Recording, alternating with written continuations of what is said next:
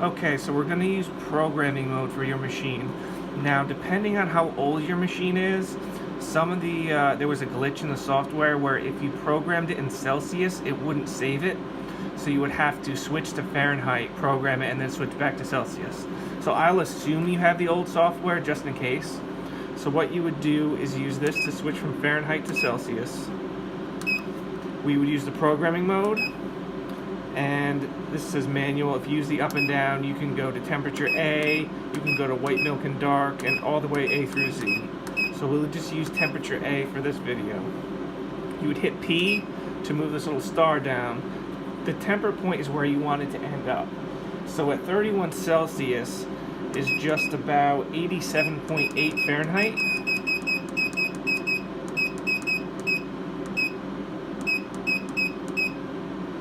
The temperature delta is the difference between where it ends up at 87.8 and the low temperature. So if you wanted to do a traditional tempering method and you wanted to bring it, say, to 85, the delta would be 3.8 because that's the difference between 85 and 87.8. We'll use that just for this video.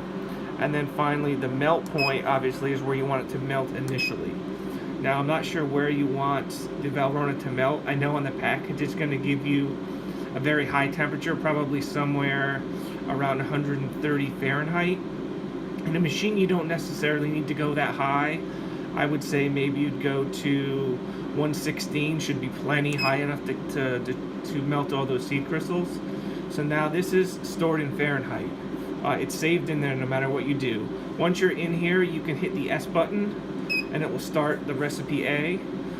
If you hit the reset button, you can then change it to Celsius. You can hit the programming mode, do recipe A. These are the temperatures. As you see, the temperature delta didn't save in, so this must be some old software. Most likely. So that's what you might have to do unless you have a brand new machine.